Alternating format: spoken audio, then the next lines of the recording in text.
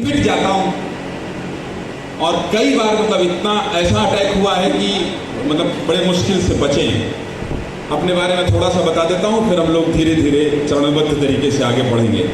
मैं 22 राज्यों में रिपोर्टिंग कर चुका हूँ 39 साल की उम्र में, ये यात्रा की है। मेरे संस्थान ने मुझसे ये पूछा कि ज्ञानेंद्र ये नक्सलवाद क्या है। दिल्ली में बैठे हुए लोगों को लगता है कि जैसे ही आप रायपुर में लैंड करेंगे सर, वैसे ही नक्सली आप पर अटैक कर देंगे, गोली मार देंगे। तो मेरे संस्थान ने बोला कि यार ये नक्सलवाद है क्या। मैंने कहा अगर आप मुझे 10-12 दिन मोबाइल बंद करके छोड़ देंगे जंगल में, तो मैं नक्सलवाद को विजुअलाइज कर दूंगा, पूरे देश को बता दूंगा कि नक्सलवाद क्या है। उन्होंने कहा ठीक है, हम तुमको तुम्हारे हाल में छोड़ते हैं और तुम जाओ। और मैं आप लोग YouTube में नक्सल ABP news Gyanendra Tiwari search करेंगे तो बहुत सारी रिपोर्ट आएगी उसमें। मैं निकल जाता ना कोई आदमी की अब नक्सलियों से मिलकर ही लौटना है, मैं निकला 10-12 दिन तक चलता रहा, पैदल चलता रहा। इस दौरान जो ग्राउंड रिपोर्टिंग का जिक्र आपने किया, ग्राउंड रिपोर्टिंग मेरे जिंदगी का सबसे अहम हिस्सा है। मैं बस्तर के एक गांव में पहुंचा और जब वहां पहुंचा तो वहां गोंडी बोली जाती है, गोंडी भाषा बोली जाती है।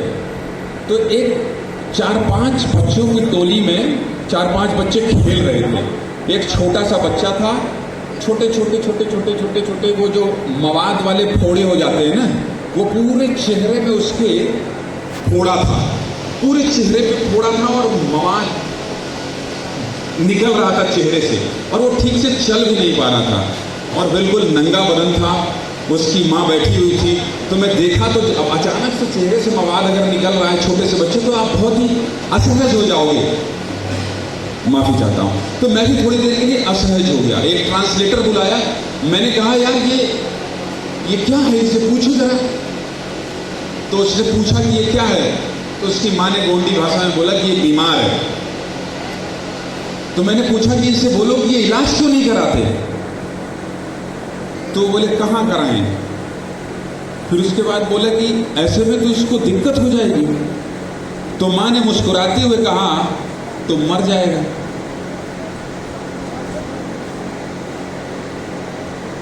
जब मैंने इसको सुना, मेरे अभी भी रोंगटे खड़े हैं।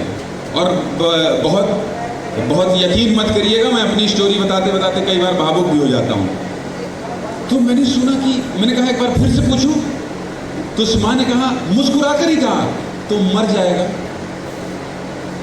वो एक लाइन थी जो मुझे नक्सलवाद को समझने के लिए बहुत प्रेरित की कि एक मां अपने बेटे के लिए कैसे ये कह सकती है कि मर जाएगा। उस मर जाने की वजह को मैंने तलाशना शुरू किया।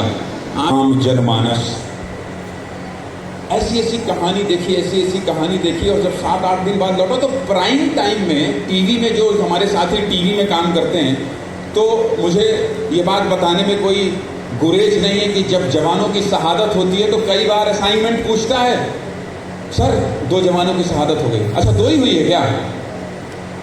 हाँ सर 2 जवान। तो 10-12 हो जाए तो बताना। 10-12 अभी यूपी से बड़ी खबर आई है, 10-12 हो जाए तो बताना। कैसे भी करके उसने अपना तन थोड़ा बहुत ढका है। आज भी ऐसी जगह है जहां पीपल की पत्तियों की सब्जी या तो गांव में जो मिलने वाले जो पेड़ पौधे हैं उनकी सब्जी बनाकर लोग खाते हैं। तो बहुत सारी चीजें मैंने जिससे देखी, तो मुझे लगा कि सबसे अच्छी पत्रकारिता अगर टेलीविजन की कोई है, उस समय घंटी बजाओ चलता था ABP में, अगर आप लोगों को याद हो।